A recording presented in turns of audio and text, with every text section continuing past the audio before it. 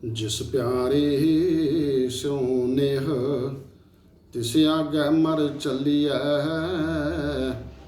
त्रिग जीवन संसार तांकै पाछै जीवना। सिख इतिहास ਵਿੱਚ ਗੁਰੂ ਅੰਗਦ ਸਾਹਿਬ ਜੀ ਦਾ ਨਾਮ ਭਾਈ ਲਹਿਣੇ ਕਰਕੇ ਮਸ਼ਹੂਰ ਹੈ। ਭਾਈ ਲਹਿਣੇ ਜੀ ਦਾ ਜਨਮ ਬਾਬਾ ਫੇਰੂਮਲ ਤੇ ਮਾਤਾ ਦਇਆ ਕੌਰ ਦੇ ਘਰ 1504 ਈਸਵੀ ਨੂੰ ਮਤੇ ਦੀ ਸਰਾਂ ਵਿਖੇ ਹੋਇਆ। ਸਮਾਂ ਪਾ ਕੇ ਇਹ ਪਿੰਡ ਉਜੜ ਗਿਆ, ਜੋ ਬਾਅਦ ਵਿੱਚ ਇੱਕ ਨਾਗੇ ਸਾਧੂ ਨੇ ਵਸਾਇਆ ਸੀ। ਇਸ ਕਰਕੇ ਇਹਨਾਂ ਦਾ ਨਾਂ ਨਾਗੇ ਦੀ ਸਰਾਂ ਪੈ ਗਿਆ। ਬਾਬਾ ਫੇਰੂਮਲ ਜੀ ਇੰਨੇ ਇਮਾਨਦਾਰ ਸਨ ਕਿ ਇੰਨੇ ਵਿਦਵਾਨ ਸਨ। ਉਸ ਸਮੇਂ ਕਿੰਨੇ ਕੁ ਪੜ੍ਹੇ ਲਿਖੇ ਹੋਣਗੇ ਇਹਦਾ ਅੰਦਾਜ਼ਾ ਲਾਉਣਾ ਤਾਂ ਔਖਾ ਹੈ, ਕਿਉਂਕਿ ਇੰਨੇ ਵਿਦਵਾਨ ਸਨ, ਇੰਨੇ ਹਿਸਾਬ ਕਿਤਾਬ ਦੇ ਮਾਹਿਰ ਸਨ, ਲੇਖੇ ਜੋਖੇ ਕਰਨ ਵਿੱਚ ਇੰਨੇ ਮਾਹਿਰ ਸਨ ਕਿ ਇਹਨਾਂ ਨਾਲ ਲੇਖਾ ਜੋਖਾ ਇਹਨਾਂ ਨੂੰ ਇਹਦੇ ਵਿੱਚ ਇੰਨਾ ਨਿਪੁੰਨ ਵੇਖ ਕੇ ਫਿਰੋਜ਼ਪੁਰ ਦੇ ਹਾਕਮ ਨੇ ਇਹਨਾਂ ਨੂੰ ਆਪਣੇ ਪਾਸ ਮੁਨਸ਼ੀ ਦੀ ਨੌਕਰੀ 'ਤੇ ਲਾ ਲਿਆ, ਕਲਰਕ ਦੀ ਨੌਕਰੀ 'ਤੇ ਲਾ ਲਿਆ, ਜਾਂ ਕਹਿ ਲਓ ਕਿ ਲੇਖਾ ਜੋਖਾ ਕਰਨ ਵਾਲਾ ਉੱਚ ਅਧਿਕਾਰੀ ਲਾ ਲਿਆ। ਪਰ ਕੁਝ ਸਮੇਂ ਬਾਅਦ ਬਾਬਾ ਫੇਰੂਮਲ ਜੀ ਚੌਧਰੀ ਤਖਤਮਲ ਦੇ ਪਾਸ ਆਣ ਕੇ ਨੌਕਰੀ ਕਰਨ ਲੱਗੇ। ਜਿਹੜਾ ਚੌਧਰੀ ਤਖਤਮਲ ਸੀ ਇਹ ਬੜਾ ਧਨਾਢ ਆਦਮੀ ਸੀ, 60-70 ਪਿੰਡਾਂ ਦਾ ਮਾਲਕ ਸੀ ਅਤੇ ਸਰਕਾਰੀ ਦਰਬਾਰੇ ਵੀ ਇਹਦਾ ਬੜਾ ਰਸੂਖ ਸੀ। ਸਰਕਾਰੀ ਦਰਬਾਰੇ ਵੀ ਇਹਦੀ ਮੰਨੀ ਜਾਂਦੀ ਸੀ। ਅਤੇ ਬਾਬਾ ਫੇਰੂਮਲ ਜੀ ਤਖਤਮਲ ਜੀ ਦੇ ਕੋਲ ਆਣ ਕੇ ਨੌਕਰੀ ਕਰਨ ਲੱਗ ਪਏ। ਜਿਹੜਾ ਚੌਧਰੀ ਤਖਤਮਲ ਸੀ ਇਹਦੇ 7 ਪੁੱਤਰ ਤੇ ਇੱਕ ਧੀ ਵਿਰੋਈ ਸੀ। ਜਿਹੜੀ ਇਹਨਾਂ ਦੀ ਧੀ ਸੀ ਵਿਰੋਈ, ਉਹ ਬਾਬਾ ਫੇਰੂਮਲ ਜੀ ਧਰਮ ਦੀ ਭੈਣ ਬਣੀ ਹੋਈ ਸੀ। ਪਰ ਸਮਾਂ ਚੱਲਦਾ ਗਿਆ, ਪਰ ਕੁਦਰਤ ਦਾ ਭਾਣਾ ਐਸਾ ਵਰਤਿਆ ਕਿ ਇੱਕ ਵਾਰ ਬਾਬਾ ਫੇਰੂਮਲ ਜੀ ਹਿਸਾਬ ਕਿਤਾਬ ਦੇ ਵਿੱਚ ਕੁਛ ਗੜਬੜ ਹੋ ਗਈ। ਕੁਛ ਹਿਸਾਬ ਕਿਤਾਬ ਦੇ ਵਿੱਚ ਹਜ਼ਾਰਾਂ ਦਾ ਘਾਟਾ ਪੈ ਗਿਆ।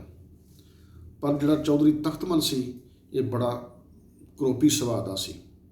ਇਸ ਨੇ ਬਾਬਾ ਜੀ ਨੂੰ ਕੈਦ ਕਰ ਲਿਆ ਅਤੇ ਇਹਨਾਂ 'ਤੇ ਬੜੀ ਸਖਤੀ ਵਰਤੀ। ਹੁਣ ਭਾਈ ਲਹਿਣਾ ਸੀ ਜਿਹੜੇ ਉਸ ਵਕਤ, ਉਹਨਾਂ ਨੂੰ ਪਤਾ ਹੈ ਕਿ ਜਿਹੜੇ ਚੌਧਰੀ ਤਖਤਮਲ ਸਨ ਇਹ ਆਪਣੀ ਧੀ ਜਿਹੜੀ ਵਿਰੋਈ ਸੀ ਉਹਦੀ ਤਾਂ ਨਹੀਂ ਮੋੜਦੇ, ਬਾਕੀ ਆਪਣੇ ਪੁੱਤਰਾਂ ਦਾ ਤਾਂ ਇਹ ਕਹਿਣਾ ਮੰਨਣ ਜਾਂ ਨਾ ਮੰਨਣ, ਪਰ ਆਪਣੀ ਧੀ ਜਿਹੜੀ ਇਹਨਾਂ ਦੀ ਵਿਰੋਈ ਸੀ ਉਸ ਦਾ ਜ਼ਰੂਰ ਕਹਿਣਾ ਮੰਨਣਗੇ, ਕਿਉਂਕਿ ਉਹ ਬਾਬਾ ਫੇਰੂਮਲ ਜੀ ਦੀ ਧਰਮ ਦੀ ਭੈਣ ਬਣੀ ਹੋਈ ਸੀ ਅਤੇ ਭਾਈ ਲਹਿਣਾ ਜੀ ਉਸ ਨੂੰ ਭੂਆ ਵਿਰੋਈ ਜੀ ਕਰਕੇ ਕਹਿੰਦੇ ਸਨ। ਜਦੋਂ ਭਾਈ ਲਹਿਣਾ ਜੀ ਬੀਬੀ ਵਿਰੋਈ ਕੋਲ ਗਏ ਅਤੇ ਉਹਨਾਂ ਨੂੰ ਸਾਰੀ ਗੱਲਬਾਤ ਦੱਸੀ, ਤਾਂ ਜਿਹੜੀ ਬੀਬੀ ਵਿਰੋਈ ਸੀ ਉਸ ਨੇ ਆਪਣੇ ਪਿਤਾ ਜੀ ਨੂੰ ਕਿਹਾ ਕਿ ਇਸ ਨੂੰ ਫੌਰਨ ਰਿਹਾ ਕਰ ਦਿੱਤਾ ਜਾਵੇ, ਬਾਬਾ ਫੇਰੂਮਲ ਜੀ ਨੂੰ, ਅਤੇ ਭਾਈ ਲਹਿਣਾ ਜੀ ਨਾਲ ਆ ਕੇ ਦੁਬਾਰਾ ਹਿਸਾਬ ਕਿਤਾਬ ਕਰਵਾਇਆ ਜਾਏ। ਹੋ ਸਕਦਾ ਹਿਸਾਬ ਕਿਤਾਬ ਕਰਨ ਲੱਗਿਆਂ ਥੋੜ੍ਹੀ ਗੜਬੜੀ ਹੋ ਗਈ ਹੋਵੇ ਅਤੇ ਇੱਕ ਵਾਰੀ ਦੁਬਾਰਾ ਇਹਦੀ ਜਾਂਚ ਕੀਤੀ ਜਾਵੇ। ਪਰ ਉਹਨਾਂ ਦਿਨਾਂ ਦੇ ਵਿੱਚ ਗੁਰੂ ਨਾਨਕ ਸਾਹਿਬ ਵੀ ਖਡੂਰ ਸਾਹਿਬ ਦੀ ਧਰਤੀ ਵੱਲ ਗਏ ਹੋਏ ਸਨ ਪ੍ਰਚਾਰ ਕਰਨ ਵਾਸਤੇ, ਅਤੇ ਬੀਬੀ ਵਿਰੋਈ ਨੇ ਭਾਈ ਲਹਿਣੇ ਨੂੰ ਨਾਲ ਲੈ ਕੇ ਅਤੇ ਗੁਰੂ ਦੇ ਸਤਸੰਗ ਵਿੱਚ ਵੀ ਗਏ, ਗੁਰੂ ਨਾਨਕ ਦੇ ਦਰਸ਼ਨ ਵੀ ਕਰਾਏ। ਉਸ ਤੋਂ ਬਾਅਦ ਭਾਈ ਲਹਿਣਾ ਜੀ ਆਪਣੇ ਪਿਤਾ ਜੀ ਨਾਲ ਦੁਬਾਰਾ ਹਿਸਾਬ ਕਿਤਾਬ ਕੀਤਾ, ਤਾਂ ਜਿਹੜਾ ਹਿਸਾਬ ਕਿਤਾਬ ਸੀ ਉਹ ਬਿਲਕੁਲ ਸਹੀ ਆਇਆ। ਪਰ ਇਹ ਸਹੀ ਇੱਜ਼ਤ ਨਾਲ ਇਹ ਬਰੀ ਹੋਏ। ਪਰ ਜਿਹੜਾ ਬਾਬਾ ਫੇਰੂਮਲ ਜੀ ਸਨ ਇਹਨਾਂ ਨੇ ਕੁਛ ਦਿਨ ਨੌਕਰੀ ਕਰਕੇ ਇਹਨਾਂ ਦੇ ਸੁਭਾਅ ਤੋਂ ਜਾਣੂ ਸਨ, ਚੌਧਰੀ ਤਖਤਮਲ ਜੀ ਦੇ ਸੁਭਾਅ ਤੋਂ ਪੂਰੀ ਤਰ੍ਹਾਂ ਜਾਣੂ ਸਨ। ਪਰ ਬਾਬਾ ਫੇਰੂਮਲ ਜੀ ਇਮਾਨਦਾਰ ਬਹੁਤ ਜ਼ਿਆਦਾ ਸਨ, ਇਸੇ ਕਰਕੇ ਹੀ ਇਹਨਾਂ ਨੂੰ ਨੌਕਰੀ 'ਤੇ ਰੱਖਿਆ ਹੋਇਆ ਸੀ। ਪਰ ਬਾਬਾ ਫੇਰੂਮਲ ਜੀ ਨੇ ਕੁਝ ਸਮੇਂ ਬਾਅਦ ਨੌਕਰੀ ਛੱਡ ਦਿੱਤੀ। ਨੌਕਰੀ ਛੱਡ ਕੇ ਆਪਣੇ ਪਿੰਡ ਰਹਿਣ ਲੱਗ ਪਏ, ਆਪਣੇ ਕਾਰ ਵਿਹਾਰ ਕਰਨ ਲੱਗ ਪਏ। ਉਸ ਤੋਂ ਬਾਅਦ ਥੋੜ੍ਹੇ ਚਿਰ ਪਿੱਛੋਂ ਬਾਬਾ ਫੇਰੂਮਲ ਜੀ ਤੇ ਆਪਣੇ ਪਰਿਵਾਰ ਨੂੰ ਨਾਲ ਲੈ ਕੇ ਹਰੀਕੇ ਪੱਤਨ ਆ ਵਸੇ। ਤੇ ਹਰੀਕੇ ਪੱਤਨ ਵੀ ਕੰਮਕਾਰ ਕਰਦੇ ਰਹੇ, ਪਰ ਜ਼ਿਆਦਾ ਕੰਮਕਾਰ ਨਾ ਚੱਲਿਆ।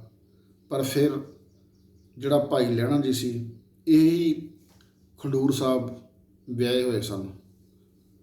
ਭਾਈ ਲਹਿਣੇ ਦੇ ਸਹੁਰਿਆਂ ਦੇ ਕਹਿਣ ਤੇ ਬਾਬਾ ਫੇਰੂਮਲ ਜੀ ਦੇ ਜਿਹੜੇ ਸਨ ਉਹ ਕੁੜਮ ਲੱਗਦੇ ਸਨ, ਉਹਨਾਂ ਦੇ ਆਪਣੇ ਕੁੜਮਾਂ ਦੇ ਕਹਿਣ 'ਤੇ ਜ਼ੋਰ ਪਾਉਣ 'ਤੇ ਫਿਰ ਇਹਨਾਂ ਖਡੂਰ ਸਾਹਿਬ ਦੇ ਨੇੜੇ ਪਿੰਡ ਵਿੱਚ ਆਣ ਵਸੇ। ਉੱਥੇ ਫਿਰ ਆ ਕੇ ਇਹਨਾਂ ਦੁਕਾਨਦਾਰੀ ਕੀਤੀ। ਦੁਕਾਨਦਾਰੀ ਬੜਾ ਚੰਗਾ ਉੱਥੇ ਇਹਨਾਂ ਦਾ ਕਾਰੋਬਾਰ ਚੱਲਿਆ, ਬਹੁਤ ਸੋਹਣਾ ਕਾਰੋਬਾਰ ਚੱਲਿਆ। ਸਮਾਂ ਆਪਣੀ ਚਾਲੇ ਚੱਲਦਾ ਗਿਆ। ਪਰ ਜਿਹੜੇ ਬਾਬਾ ਫੇਰੂਮਲ ਜੀ ਸਨ, ਇਹ ਦੇਵੀ ਦੇ ਭਗਤ ਸਨ। ਇਹ ਹਰ ਸਾਲ ਦੇਵੀ ਦੇ ਦਰਸ਼ਨਾਂ ਨੂੰ ਜਾਇਆ ਕਰਦੇ ਸੀ। ਹੋਰ ਵੀ ਦੇਵੀ ਦੇ ਭਗਤਾਂ ਨੂੰ ਨਾਲ ਲੈ ਕੇ ਇਹ ਹਰ ਰੋਜ਼ ਰਾਤ ਨੂੰ ਜੋਤ ਜਗਾ ਕੇ ਤੇ 4 ਸਵੇਰੇ ਬੈਠ ਕੇ ਜੋਤ ਦੇ ਤੇ ਢੋਲਕੀ ਛੈਣੇ ਵਜਾਉਂਦੇ ਹੁੰਦੇ ਸੀ। ਢੋਲਕੀ ਛੈਣੇ ਵਜਾ ਕੇ ਮਾਤਾ ਦੀਆਂ ਭੇਟਾਂ ਗਾਇਆ ਕਰਦੇ ਸੀ, ਕਿਉਂਕਿ ਬਾਬਾ ਫੇਰੂਮਲ ਜੀ ਸਾਰੇ ਦੇਵੀ ਭਗਤਾਂ ਦੇ ਪ੍ਰਧਾਨ ਸਨ, ਜਥੇਦਾਰ ਸਨ, ਤੇ ਬਹੁਤ ਜ਼ਿਆਦਾ ਇਹ ਦੇਵੀ ਦੀ ਪੂਜਾ ਕਰਦੇ ਸਨ, ਦੇਵੀ ਦੀਆਂ ਭੇਟਾਂ ਗਾਉਂਦੇ ਸਨ। ਪਰ ਕੁਦਰਤ ਦਾ ਭਾਣਾ ਐਸਾ ਹੋਇਆ ਕਿ 1526 ਨੂੰ ਬਾਬਾ ਫੇਰੂਮਲ ਜੀ ਚੜ੍ਹਾਈ ਕਰ ਗਏ ਤੇ ਜਿਹੜੀ ਘਰ ਦੀ ਜ਼ਿੰਮੇਵਾਰੀ ਸੀ, ਦੁਕਾਨਦਾਰੀ ਦੀ ਜ਼ਿੰਮੇਵਾਰੀ ਸੀ, ਉਹ ਸਾਰੀ ਭਾਈ ਲਹਿਣੇ ਤੇ ਆਣ ਪਈ। ਤੇ ਜਿਹੜੀ ਦੇਵੀ ਭਗਤ ਸਨ, ਜਿਹੜੇ ਉਹਨਾਂ ਨੂੰ ਮਾਤਾ ਦੇ ਦਰਸ਼ਨ ਕਰਾਉਣ ਵਾਸਤੇ ਲਿਜਾਣ ਦੀ ਜ਼ਿੰਮੇਵਾਰੀ ਵੀ ਭਾਈ ਲਹਿਣੇ ਦੇ ਸਿਰ ਆ ਪਈ। ਭਾਈ ਲਹਿਣਾ ਜੀ ਨੂੰ ਦੇਵੀ ਭਗਤਾਂ ਨੇ ਜਥੇਦਾਰ ਥਾਪ ਦਿੱਤਾ ਤੇ ਇਹ ਵੀ ਹਰ ਸਾਲ ਆਪਣੇ ਪਿਤਾ ਦੀ ਤਰ੍ਹਾਂ, ਕਿਉਂਕਿ ਪਿਤਾ ਪੁਰਖੀ ਕੰਮ ਸੀ, ਪਿਤਾ ਜੀ ਹਰ ਸਾਲ ਦੇਵੀ ਦੇ ਦਰਸ਼ਨਾਂ ਨੂੰ ਜਾਂਦੇ ਸਨ ਤੇ ਭਾਈ ਲਹਿਣਾ ਜੀ ਵੀ ਹਰ ਸਾਲ ਦੇਵੀ ਦੇ ਦਰਸ਼ਨਾਂ ਨੂੰ ਆਪਣੇ ਜਥੇ ਨੂੰ ਨਾਲ ਲੈ ਕੇ ਜਾਣ ਲੱਗੇ। ਇਹ ਵੀ ਭਾਈ ਲਹਿਣਾ ਵੀ ਮਾਤਾ ਦੀਆਂ ਭੇਟਾਂ ਗਾਇਆ ਕਰਦੇ ਸਨ। ਇਹ ਵੀ ਬਹੁਤ ਜ਼ਿਆਦਾ ਮਾਤਾ ਦੇ ਪੁਜਾਰੀ ਸਨ, ਮਾਤਾ ਦੀ ਪੂਜਾ ਕਰਦੇ ਸਨ। ਹਰ ਸਾਲ ਬੜਾ ਵੱਡਾ ਜਥਾ ਲੈ ਕੇ ਇਹ ਜਾਂਦੇ ਸਨ ਤੇ ਇਹ ਜਥੇ ਦੇ ਆਗੂ ਸਨ। ਪਰ ਉੱਥੇ ਹੀ ਖਡੂਰ ਸਾਹਿਬ ਦੀ ਧਰਤੀ 'ਤੇ ਹੀ ਇੱਕ ਗੁਰੂ ਨਾਨਕ ਦਾ ਸਿੱਖ ਰਹਿੰਦਾ ਸੀ, ਭਾਈ ਜੋਧ, ਕਿਉਂਕਿ ਇਸ ਟਾਈਮ ਤੱਕ ਬੀਬੀ ਵਿਰੋਈ ਵੀ ਗੁਰੂ ਨਾਨਕ ਦੀ ਸਿੱਖੀ ਧਾਰਨ ਕਰ ਚੁੱਕੀ ਸੀ। ਤੇ ਭਾਈ ਜੋਧ ਸੀ ਜੋ ਗੁਰੂ ਨਾਨਕ ਦਾ ਸਿੱਖ ਸੀ, ਉਹ ਵੀ ਰਹਿੰਦਾ ਸੀ ਖਡੂਰ ਸਾਹਿਬ ਦੀ ਧਰਤੀ 'ਤੇ। ਇੱਕ ਦਿਨ ਭਾਈ ਜੋਧ ਨਾਲ ਭਾਈ ਲਹਿਣੇ ਦਾ ਮਿਲਾਪ ਹੋਇਆ ਤੇ ਭਾਈ ਜੋਧ ਬਾਣੀ ਗਾ ਰਹੇ ਨੇ ਤੇ ਭਾਈ ਲਹਿਣੇ ਨੇ ਪੁੱਛਿਆ ਭਾਈ ਜੋਧ ਨੂੰ ਕਿ ਤੁਸੀਂ ਇਹ ਬਾਣੀ ਕਿਸ ਦੀ ਗਾ ਰਹੇ? ਤੇ ਭਾਈ ਜੋਧ ਨੇ ਕਿਹਾ, ਮੈਂ ਬਾਣੀ ਗੁਰੂ ਨਾਨਕ ਸਾਹਿਬ ਦੀ ਗਾ ਰਿਹਾ ਹਾਂ। ਤੇ ਭਾਈ ਲਹਿਣਾ ਜੀ ਨੇ ਪੁੱਛਿਆ, ਉਹ ਕਿੱਥੇ ਰਹਿੰਦੇ ਹਨ? ਤਾਂ ਭਾਈ ਜੋਧ ਨੇ ਕਿਹਾ, ਉਹ ਕਰਤਾਰਪੁਰ ਦੀ ਧਰਤੀ 'ਤੇ ਰਹਿੰਦੇ ਹਨ। ਅੱਛਾ, ਕਰਤਾਰਪੁਰ ਦੀ ਧਰਤੀ 'ਤੇ ਰਹਿੰਦੇ ਹਨ? ਪੁੱਛਿਆ ਤੇ ਫਿਰ ਮਨ ਵਿੱਚ ਖਿੱਚ ਪਈ ਬਾਣੀ ਦੀ। ਜਦੋਂ ਗੁਰੂ ਨਾਨਕ ਦੀ ਬਾਣੀ ਸੁਣੀ ਨਾ ਇਹਨਾਂ ਭਾਈ ਜੋਧ ਕੋਲੋਂ, ਮਨ ਦੇ ਅੰਦਰ ਇੰਨੀ ਖਿੱਚ ਪਈ ਕਿ ਮਨ ਦੇ ਅੰਦਰ ਹੋਇਆ ਕਿ ਬਸ ਮੈਂ ਗੁਰੂ ਨਾਨਕ ਦੇ ਦਰਸ਼ਨ ਜ਼ਰੂਰ ਕਰਨੇ ਨੇ। ਇੰਨੀ ਖਿੱਚ ਪਈ ਅੰਦਰ ਕਿ ਬਸ ਕਿਆ ਹੁਣ ਜਦੋਂ ਦੇਵੀ ਦੇ ਦਰਸ਼ਨਾਂ ਨੂੰ ਜਾਵਾਂਗੇ ਤੇ ਜਾਂਦੀ ਵਾਰ ਗੁਰੂ ਨਾਨਕ ਸਾਹਿਬ ਦੇ ਦਰਸ਼ਨ ਜ਼ਰੂਰ ਕਰਕੇ ਆਣੇ ਨੇ। ਅਗਲੀ ਵਾਰੀ ਜਦੋਂ ਗਏ ਦੇਵੀ ਦੇ ਦਰਸ਼ਨਾਂ ਨੂੰ, ਆਪਣੇ ਜਥੇ ਨੂੰ ਨਾਲ ਲੈ ਕੇ ਗਏ ਨੇ, ਬਸ ਮਨ ਵਿੱਚ ਚਾਹ ਸੀ। ਜਿਸ ਬਾਣੀ ਨੇ ਇੰਨੀ ਖਿੱਚ ਪਾਈ ਸੀ ਅੰਦਰ, ਜਿਸ ਬਾਣੀ ਤੋਂ ਉਸ ਨੂੰ ਹੁਲਾਰਾ ਮਿਲਿਆ ਸੀ, ਉਮੰਗ ਮਿਲੀ ਸੀ, ਜੋਸ਼ ਮਿਲਿਆ ਸੀ, ਜਿਸ ਦੀ ਬਾਣੀ ਨੇ ਇੰਨੀ ਖਿੱਚ ਪਾਈ ਸੀ, ਤੇ ਭਾਈ ਲਹਿਣੇ ਨੇ ਕਿਹਾ, ਫਿਰ ਉਸ ਗੁਰੂ ਦੇ ਦਰਸ਼ਨ ਕਰਕੇ ਆਪਾਂ ਨੂੰ ਕਿੰਨਾ ਸੁੱਖ ਮਿਲੇਗਾ। ਜਿਸ ਦੀ ਬਾਣੀ ਵਿੱਚ ਇੰਨਾ ਮਿਠਾਸ ਹੈ ਤੇ ਫਿਰ ਉਸ ਦੇ ਦਰਸ਼ਨ ਕਿਉਂ ਨਾ ਕੀਤੇ ਜਾਣ। ਫਿਰ ਅਗਲੀ ਵਾਰੀ ਜਦੋਂ ਉਹ ਦੇਵੀ ਦੇ ਦਰਸ਼ਨਾਂ ਨੂੰ ਗਏ, ਜਥੇ ਨੂੰ ਨਾਲ ਲੈ ਗਏ, ਪਰ ਕਰਤਾਰਪੁਰ ਸਾਹਿਬ ਦੇ ਬਾਹਰ ਜਦੋਂ ਪਹੁੰਚੇ ਨੇ, ਬਾਹਰ ਉਹਨਾਂ ਡੇਰਾ ਲਾ ਲਿਆ। ਉੱਥੇ ਰਾਤ ਰੁਕੇ ਨੇ। ਸਵੇਰ ਹੋਈ ਹੈ, ਭਾਈ ਲਹਿਣਾ ਜੀ ਆਪਣੇ ਜਥੇ ਨੂੰ ਉੱਥੇ ਹੀ ਰੁਕਣ ਵਾਸਤੇ ਕਹਿ ਗਏ ਤੇ ਗੁਰੂ ਨਾਨਕ ਸਾਹਿਬ ਦੇ ਦਰਸ਼ਨ ਕਰਨ ਨੂੰ ਚੱਲ ਪਏ ਨੇ ਆਪਣੀ ਘੋੜੀ 'ਤੇ ਚੜ੍ਹ ਕੇ। ਤੇ ਭਾਈ ਲਹਿਣਾ ਜੀ ਜਿਹੜੇ ਗੁਰੂ ਨਾਨਕ ਸਾਹਿਬ ਸਨ ਜਦੋਂ ਮਿਲੇ ਇਹਨਾਂ ਨੂੰ ਪਛਾਣੇ ਨਹੀਂ ਗਏ, ਕਿ ਉਸ ਟਾਈਮ ਤੱਕ ਜਿਹੜੇ ਗੁਰੂ ਨਾਨਕ ਸਾਹਿਬ ਦੀ ਪ੍ਰਸਿੱਧੀ ਸੀ ਇਹ ਬਹੁਤ ਦੂਰ ਦੂਰ ਤੱਕ ਫੈਲ ਚੁੱਕੀ ਸੀ।